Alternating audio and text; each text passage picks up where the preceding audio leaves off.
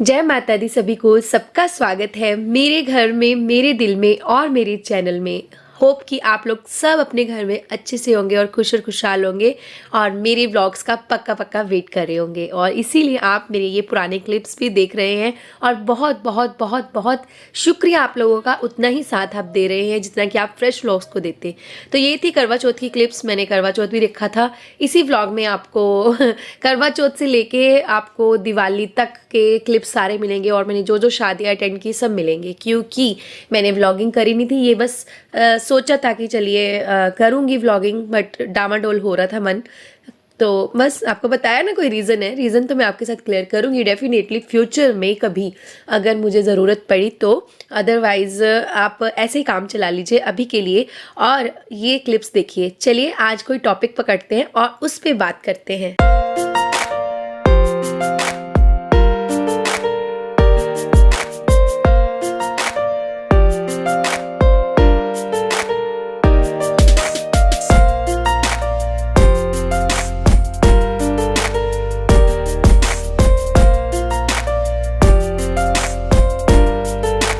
हाँ जी फ्रेंड्स, तो आज हम जिस टॉपिक पे बात करेंगे वो है खुशी। खुशी जो होती है ना, उसका ऑपोजिट होता है गम। जी हाँ, जितना आप ज़िंदगी में खुशी को इम्पोर्टेंस देते हो ना, मेरी मानिए आप गम को भी देना शुरू कर दीजिए तो आपको कभी अनुभूति नहीं होगी कि किस तरह से आपका टाइम निकल गया। जी हाँ, बिल्कुल सही मैं कह रही हूँ।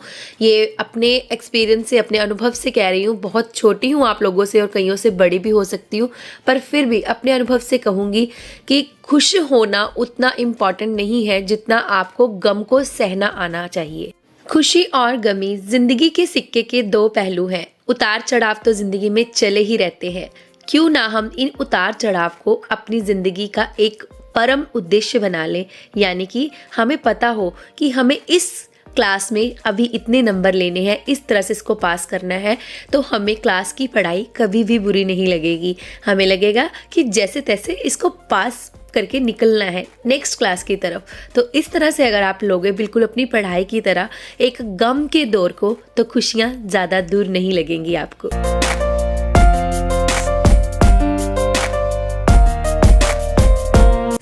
कई बार हम अपनी खुशियों की चाबी ना दूसरों के हाथ में दे देते हैं, जो हमारी ज़िंदगी की सबसे इम्पॉर्टेंट वाली गलती होती है। जी हाँ, बहुत महत्वपूर्ण गलती हम करते हैं, पर आपको जानकर ये हैरानी होगी, इस गलती से कोई भी नहीं बचा है। 100 में से 98% जो हैं वो इसी गलती को करते हैं और करते रहेंगे, क्योंकि ये इंसान है ही इस तरह का मिट्टी का पुतला जो अपनी खुशी के लिए दूसरों पर निर्भर रहता है। अगर रिश्तों में तनाव नहीं है, सब कुछ अच्छा है, तो क्या बात है, ज़िंदगी कमाल ही हो गई। और अगर रिश्ते में थोड़ा सा भी अहम आ गया, थोड़ा सा भी ईगो आ गया, तो वो जो रिश्ता है वो तो गया, पर आपकी मन की खुशी उसी के साथ चली गई। क्यों ना हम इन सब जो कंसेप्ट्स हैं इनको दूर करें अपने अपने मन से। किसी को अपनी ज़िंदगी में खुशी का मतलब इम्पॉर्टेंस ना दें, उनको ये ना समझे कि यही हमारी खुशी का सोर्स है। और इसके अलावा दूसरा सोच इस तरह से भी हम रख सकते हैं कि हम कभी किसी को ना दुख दें और ना दुख लें। कभी किसी से ज़्यादा उम्मीद नहीं करें, वही ज़्यादा बेहतर है, पर जितना वो करे उसकी अप्रिशिएशन करना मत भूलें। कोई हमारे लिए क्या करता है ये हमें ताउम्र याद रहता है, चाहे आप चाहें या ना चाहें। आपके अंतर्मन को पूरा पता होता है, क्योंकि अंतर्मन में रब बसता है और आप लोगों को सारा पता होता है कि सामने वाला बंदा मेरे लिए कितना इम्पॉर्टेंट है। और आप उसी कारण को अगर अपनी खुशी का कारण मानने लगते हैं तो ये गलती उनकी नहीं, आपकी है। जी हाँ, कोई भी व्यक्ति अपनी जगह पर गलत नहीं होता है, वो समय होता है। समय बहुत बलवान है, कभी वो किसी को गलत और कभी किसी को बहुत ही इम्पोर्टेंस दिलवा देता है। जी हाँ, बहुत उदाहरण मिलेंगे हमारे इतिहास में। किसी ने तो तिनका छूकर भी बहुत सारा राज्य हासिल कर लिया और किसी ने जी तोड़ मेहनत करके भी, पहाड़ तोड़ के भी अपना नाम नहीं कमा पाया। तो ये बहुत सारे एग्जाम्पल आपको अपनी ज़िंदगी में भी मिल जाएंगे कि आप सभी को लगता है ऑलमोस्ट कि मैं बहुत कुछ करता हूँ, मैं बहुत कुछ करता हूँ, इसके लिए मैंने ये किया वो किया। एक्चुअली वो आप नहीं कर रहे होते हैं। जब आप अपने मन से ये वाली भावना निकालेंगे और ये सोचेंगे हमने प्रेम से रहना है, जिस तरह से छोटे छोटे बच्चे खेलते हैं, एक दूसरे का हाथ पकड़कर घूमते हैं, सभी की खुशी की अनुभूति का लेवल एक सा होता है। किसी में कोई विचार नहीं होता इसने अच्छी ड्रेस पहनी है या नहीं पहनी है, उनको बस खेल में जो मज़ा आ रहा होता है वही ज़िंदगी में आपको मज़ा आना चाहिए। मुझे ऐसा लगता है कि सभी जहाँ पे इकट्ठे हो जाओ, अपना जो भी विचार है, जो भी आपका समय है, उसको भूल कर आगे की सोचिए और क्यों नहीं रिश्ते अच्छे होंगे, बहुत अच्छे होंगे। बात करते करते करवा चौथ से हम दीपावली पे भी आ गए हैं।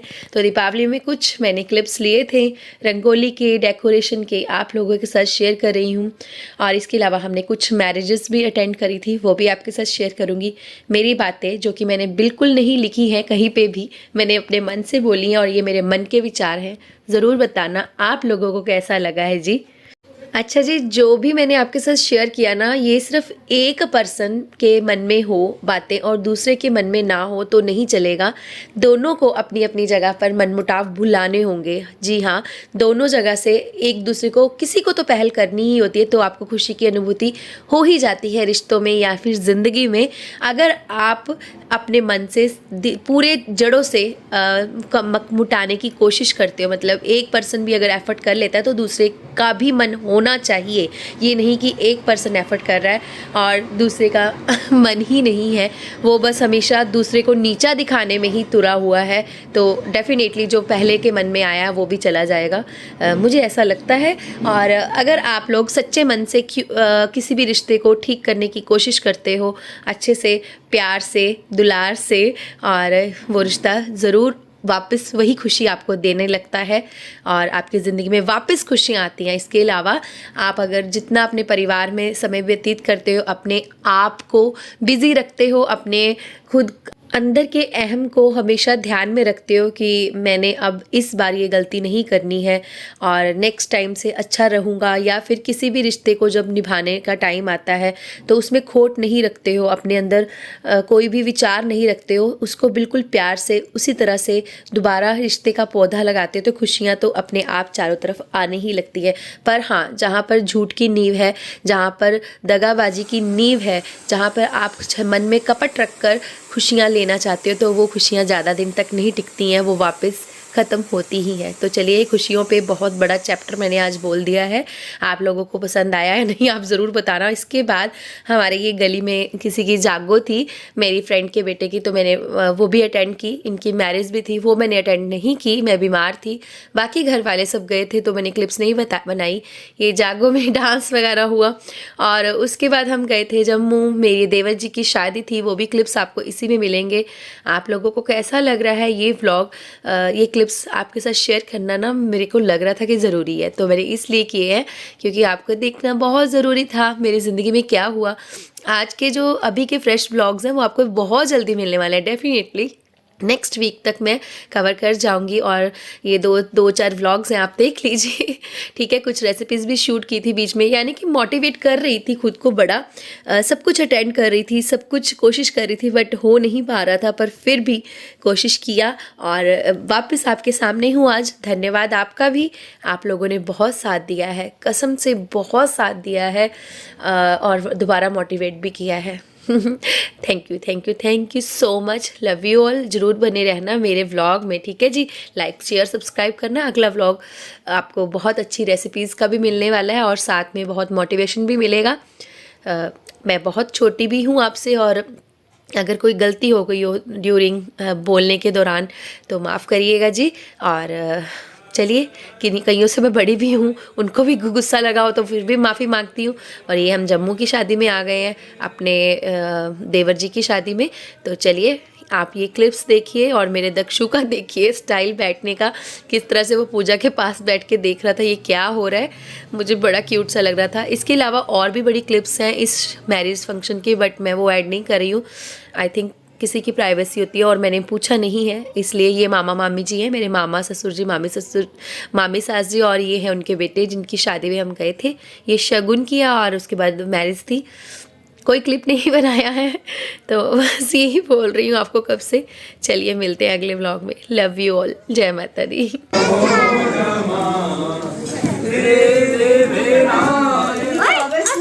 चल इसको घुमा। ऑस्कर ऑस्कर ऑस्कर पहले तो भी ऑस्कर ही ना। ऑस्कर चल चल चल चल चल। इसका मुंह इधर कर, इसका मुंह इधर कर, इसका मुंह इधर करेगा तभी ना ऑस्कर।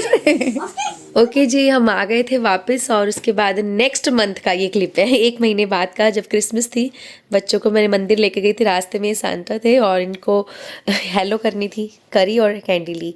ब्लॉग थोड़ा सा भी पसंद आया हो, थोड़ा सा भी अच्छा लगा हो ना, बातें पसंद आई हो तो लाइक करना मत भूलना। मिलते हैं जल्दी ही।